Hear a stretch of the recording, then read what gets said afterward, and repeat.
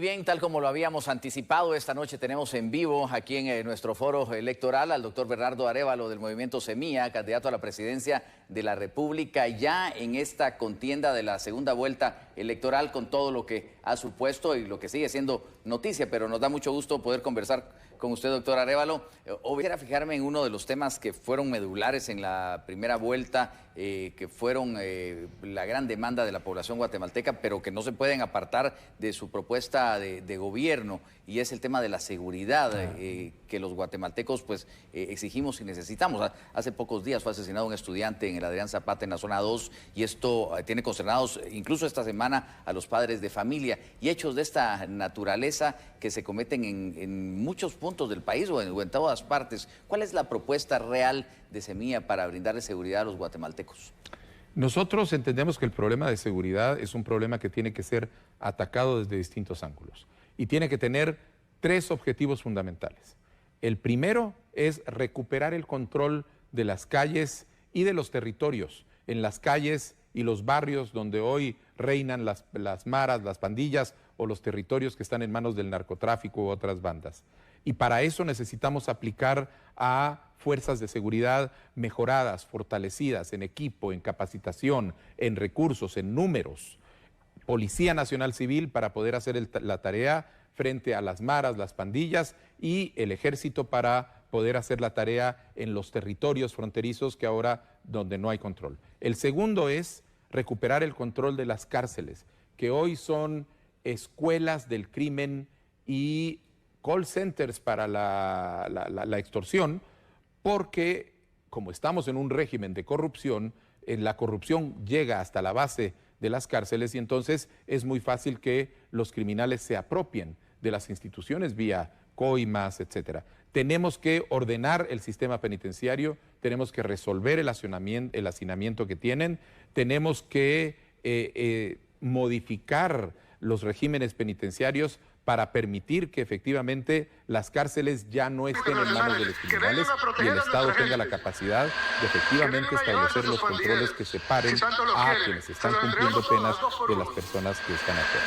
Y el tercer objetivo es empezar a pensar en sentido preventivo, y para eso necesitamos utilizar herramientas que no se han usado hasta ahora: la investigación policial, la inteligencia criminal. Tenemos que tener cuerpos especializados que tienen la capacidad de penetrar en las organizaciones de criminales de todo tipo para desde adentro entender cómo funcionan y preparar los casos tanto para poder contener sus actos antes de que los cometan, como para poder preparar los casos que permitan que sean encarcelados de forma segura. Si tenemos esas tres estrategias, recuperar calles, recuperar las cárceles y trabajar con inteligencia para prevenir y desarticular, vamos a poder elevar los niveles de seguridad en los que vive la población guatemalteca. ¿Quiere decir o significa esto una policía más fortalecida, un aparato de seguridad Nosotros tenemos, diferente? por ejemplo, en el caso de la Policía Nacional Civil, tenemos un plan de inversión muy fuerte en una reforma de la Policía Nacional Civil, sobre todo un fortalecimiento de la Academia de la Policía Nacional Civil. Hasta ahora hemos logrado liberar todas las personas que retienen, hasta la última información que tengo, es decir, el cese al fuego ha logrado que esa práctica ya no exista, la retención permanente de miembros de la fuerza pública. Ahora le he pedido al comisionado, que es la persona encargada de estos temas, que ponga en la mesa, formal o informal, el tema de que no debe haber ya retenciones. Simplemente que soldados que vayan en un bus en uso de su buen descanso, pues no tengan que ser objetos de un tratamiento de ese estilo. Para solucionar esas deficiencias y lograr que la Policía Nacional Civil tenga las mejores condiciones, pero además vamos a contratar a 12,000 nuevos policías en el marco de los 4 años. De manera que lo que vamos a lograr es tener más policías mejor formados, mejor equipados, ocupando las calles y dándole tranquilidad a la población. Comercial, tendremos una segunda parte de esta interesante entrevista aquí en Noti7, con otros temas de interés seguramente, pero pues tenemos el contacto con los patrocinadores y ya volvemos.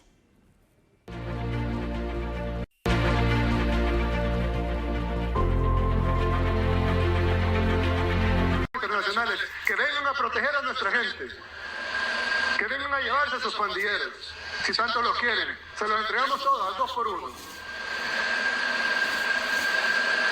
Ustedes desatan una ola de criminalidad y nosotros quitamos la comida en las cárceles. Y recuerden que en las cárceles no solo están los 17.000 pandilleros que ya estaban, sino que están también los 6.000 que hemos arrestado en estos 9 días. Y también van a estar ustedes cuando los arrestemos y los llevemos ahí, y ahí no van a tener comida tampoco. Además, se refirió a los comentarios emitidos por la comunidad internacional sobre la aplicación de un régimen de excepción para reducir un alza de homicidios en los últimos días de marzo. Proteste quien proteste, se enoje o no se enoje, la comunidad internacional, que ellos sí castigan a sus delincuentes con penas que nosotros no tenemos. Muchos de ellos tienen pena de muerte que nosotros no la tenemos, tienen cadena perpetua que nosotros no la tenemos. Ellos sí castigan a sus delincuentes, pero no quieren que nosotros castiguemos a los nuestros, porque somos experimento social. Quieren ver qué pasa. Quieren analizar el baño de sangre de El Salvador. Se lucran del baño de sangre que hay en El Salvador. ¿Cómo van a conseguir donaciones para venir a hacer estudios sobre la delincuencia en El Salvador si ya no hubiese delincuencia en El Salvador? Indígenas reconociendo el resultado e indicando que hay que respetarlo y hay que seguir adelante. Esa es la condición política en la que tiene que operar ese juicio político. Y eso es lo que le cierra y le va cerrando los espacios a la posibilidad de acción que ellos tienen. Doctor Arévalo, usted dice que es entonces una persecución que responde a fines políticos o a motivaciones políticas. Absolutamente. Si la cara visible es el fiscal Curruchiche, ¿a quién le estaría trabajando, a quién le estaría respondiendo para estar, como usted dice, persiguiéndolo políticamente? El grupo de actores que es cada vez más pequeño, que está cada vez más solo, que son los actores que han participado en el montaje de este sistema perfecto casi de corrupción desde el Estado, que están organizados alrededor de los partidos políticos tradicionales de siempre. Para cerrar ese capítulo, la FESI de Rafael Curruchiche dice que el partido Semilla se constituyó de manera ilegal por afiliaciones, firmas fraudulentas. ¿Usted qué responde ante esas acusaciones? Que es falso. Falso. Muy bien, mire, en la narrativa política reciente de Guatemala, este personaje, Rafael Curruchiche, como la funcionaria Consuelo Porras, que es la fiscal general de este país, fungen de cierta manera como los actores antagónicos. ¿Por qué antagónicos? Porque además están incluidos en la lista Engel de los Estados Unidos, de manera que son funcionarios señalados de ser antidemocráticos, de favorecer la corrupción. Pero Alejandro Yamatei se va cuando le entrega el gobierno, pero ellos se quedan. ¿Cómo piensa usted gobernar con estos funcionarios en unas instituciones tan importantes como son las que imparten justicia? Lo que tenemos que terminar de aterrizar en términos de comprensión es que la correlación de fuerzas políticas que existía en Guatemala hasta el 25 de junio cambió. De hecho, nuestra elección ha sido un catalítico a transformaciones que venían sucediendo adentro del escenario. Y hoy nos movemos en un escenario con una correlación de fuerzas completamente diferente. De manera que proyectar los problemas de gobernabilidad a partir de la realidad que existía antes del 25 de junio pierde de vista estos nuevos elementos que hay que considerar. Y uno de los elementos más importantes es precisamente ese rol que la sociedad está tomando cada vez más activa para poner límites y decir esto nos parece y esto no. Ahí hay reducir la gobernabilidad en Guatemala a la correlación de fuerzas entre este grupo de partidos corruptos adentro del Congreso y el resto de partidos donde estamos nosotros centralmente luchando contra la corrupción y a la relación entre el Congreso y el Ejecutivo, pierde de vista que ahora existen nuevos elementos para lograr una transformación dentro de la sociedad a partir de una nueva correlación de fuerzas. Y eso es lo que vamos a ir desarrollando y sobre lo que se puede construir durante nuestro gobierno. En esa correlación de fuerzas, quienes sí se han visto disminuidos son todos aquellos guatemaltecos que están en el exilio, periodistas, jueces, fiscales, activistas, un centenar que sí le temen a la cárcel, a que la Fiscalía de Consuelo Porras y de Rafael Curruchiche los criminalice. Pero con la llegada de usted a ser elegido como el presidente de los guatemaltecos, sueñan con regresar a su patria. ¿Qué garantías tienen personas como periodistas como Berta Michelle Mendoza, Juan Luis Font o la exfiscal general Telma Aldana, el exfiscal anticorrupción Juan Francisco Sandoval, de regresar a Guatemala sin temor justamente a ser criminalizados? Bueno, en primer lugar, porque lo que va a terminar es de existir, es un gobierno que utiliza las instituciones de justicia para perseguir y criminalizar a cualquier persona que se enfrenta a sus designios. Un juez que investiga la corrupción, un periodista que la denuncia o a otro tipo de personajes que pueden ser molestos. Eso desaparece con nuestra llegada al gobierno. Y de ahí en adelante lo que va a existir es un proceso. Nosotros no podemos intervenir en el aparato de justicia, no podemos cortar procesos o intervenir procesos, pero lo que va a desaparecer es la presión política desde el gobierno central para ejercer actos de persecución política y de criminalización.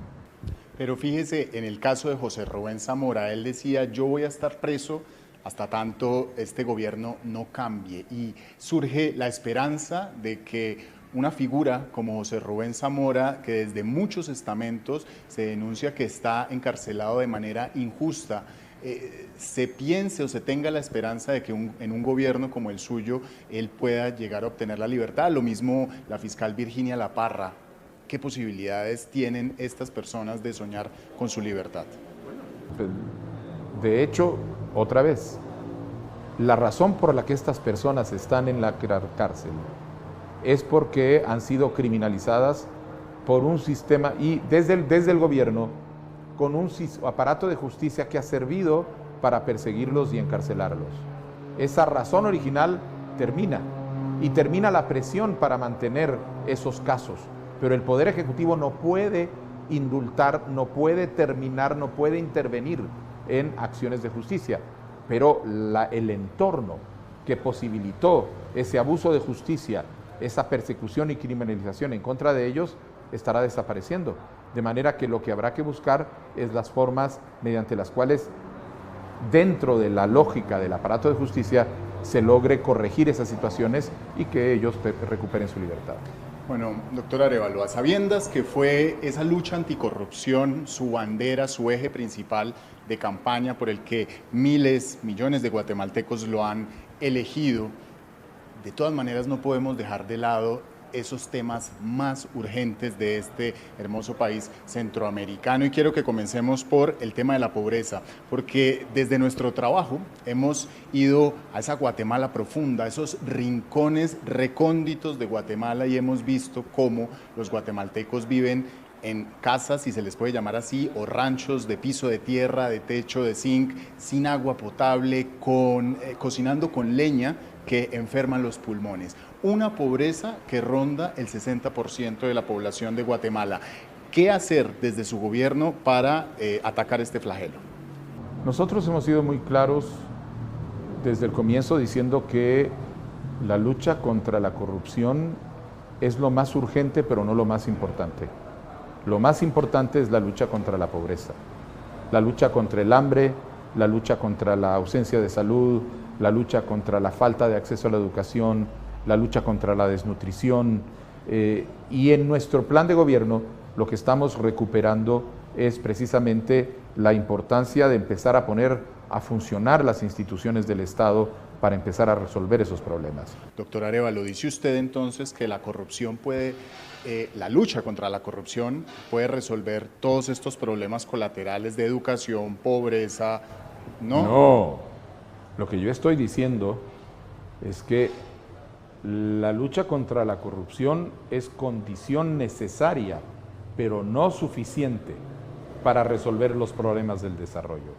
Necesaria porque para resolver los problemas del desarrollo, el Estado tiene que recuperar las instituciones públicas, desde donde se conducen los esfuerzos para responder a los retos del desarrollo.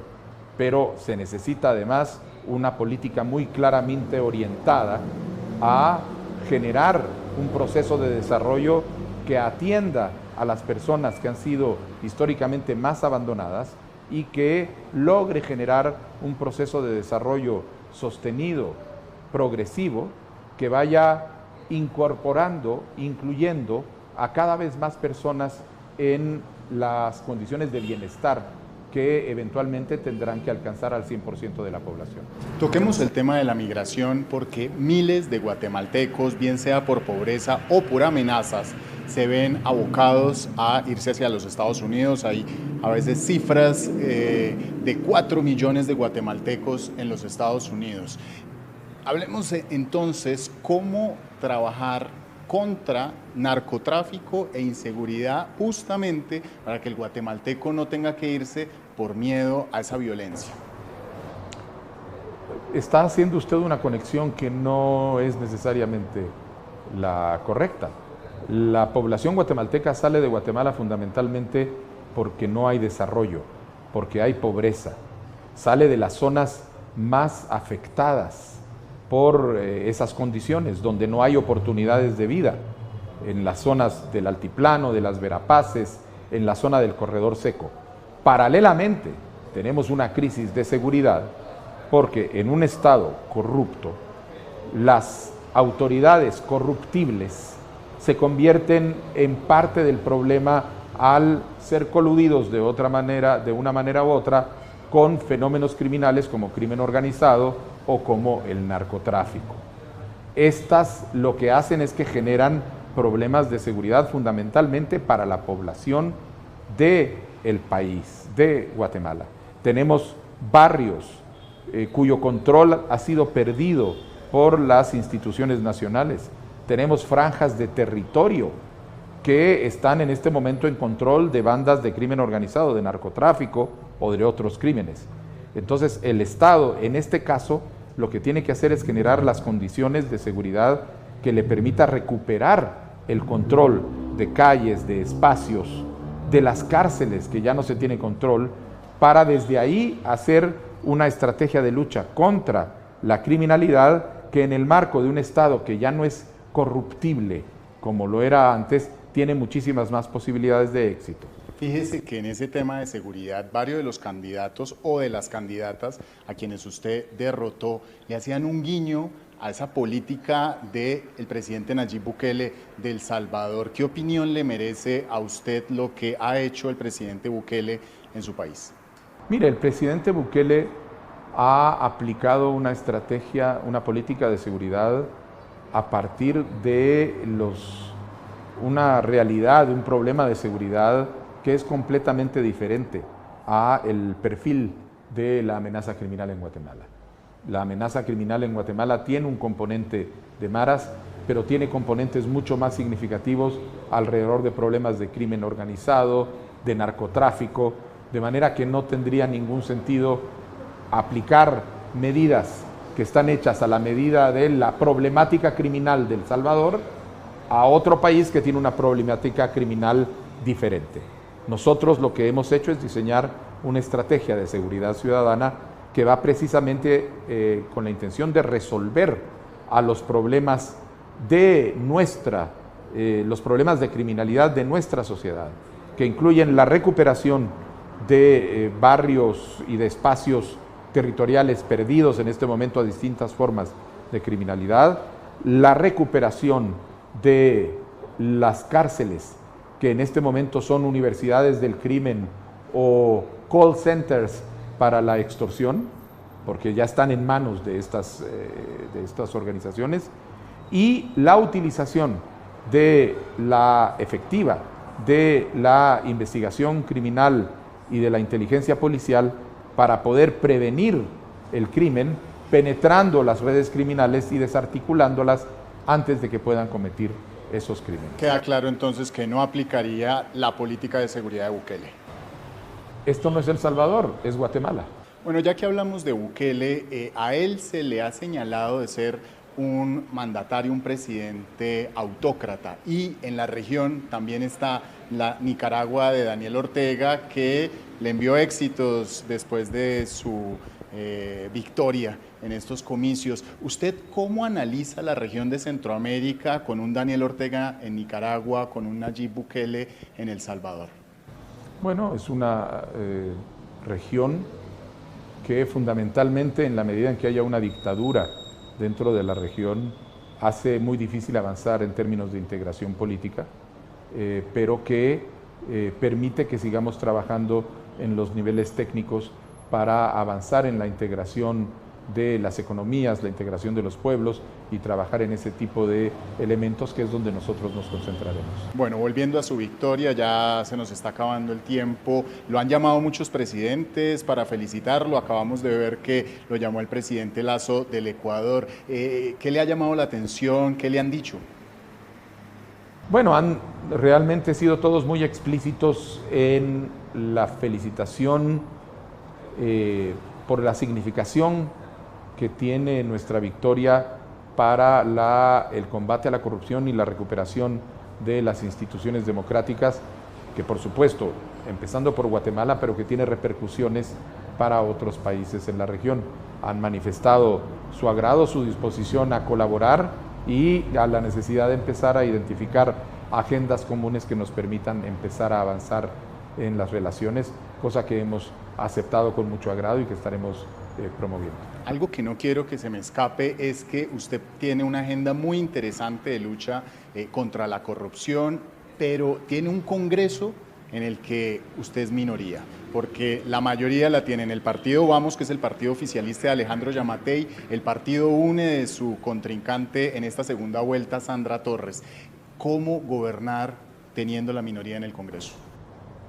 Mire, en primer lugar, nosotros vamos, como nuestra bancada, va a ir con la mayor disposición de generar consensos alrededor de iniciativas de ley concretas y específicas, iniciativas de ley que están hechas a la medida de las necesidades de desarrollo del país en las distintas áreas. En segundo lugar, nosotros lo que vamos a hacer es cerrar el chorro de la gasolina que alimenta la maquinaria de la corrupción en el país y que es el presupuesto de obras públicas del Ministerio de Comunicaciones, que es alrededor del cual se tejen los arreglos corruptos entre diputados, alcaldes, constructores corruptos, funcionarios del Ejecutivo, y al cerrar el chorro, lo que va a cambiar dramáticamente son los incentivos que va a tener la gente para actuar adentro del Congreso de la República. Y eso va a inducir una serie de cambios de actitud que todavía no podemos ver, pero que evidentemente va a hacer evidente para mucha gente que ya no va a haber un gobierno interesado en pagar para la aprobación de leyes o pactar fracciones del presupuesto nacional a beneficio de algún actor local, de un cacique, de un alcalde, a cambio de votos, favores políticos o algún otro tipo. Esa visión que usted tiene de Guatemala, de país, yo quisiera que la complementáramos con su opinión desde la sociología. Usted es doctor en sociología. ¿Cómo es la sociedad de Guatemala y qué la diferencia a grandes rasgos de los otros países de América Latina? Es una sociedad multicultural, diversa, plural. Somos 4 pueblos que convivimos en un territorio increíble y que desafortunadamente en los últimos 20 años hemos tenido una clase política que ha traicionado los intereses del país para servirse a sí misma. Pero es un pueblo trabajador, un pueblo imaginativo, un pueblo sumamente dinámico, como lo prueba el hecho de que las remesas que son enviadas por nuestros migrantes son más que los ingresos en divisa que obtiene el país de cualquier otro rubro. Y esto, con esos elementos, eliminando el problema de esa clase política corrupta, vamos a poder lograr que el país salga adelante de una manera muy clara. Antes de esa clase política corrupta, antes de esa clase política tradicional, estaban unas figuras que lucharon por la revolución, Jacobo Arbenz y su padre, don Juan José Arévalo. ¿Qué reflexión le deja ahora que usted es elegido presidente de Guatemala? ¿Qué reflexión le deja ese legado que le ha dejado su padre y que, bueno, lo mira de pronto desde el cielo en este momento histórico que usted está viviendo? Bueno, fundamentalmente lo que hace es retomar el sentido de la importancia que tiene recuperar gobiernos e instituciones públicas que funcionan en servicio de la nación, en servicio del interés común, y no como una forma de servicio de los funcionarios o de élites específicas. Y ese es el reto de la fundación de la democracia en nuestro país. Doctor Arévalo, se nos acabó el tiempo, muy honrado de haberlo tenido aquí en France 24 y le deseamos buen viento y buena mar en ese proyecto político que fue la alternativa de cambio por la que votó el pueblo de Guatemala. Muchas gracias. Muchas gracias, muy amable. Y a ustedes muchas gracias por seguirnos en esta entrevista. Los invitamos a que sigan toda nuestra programación en France 24, nuestras redes sociales y en france24.com.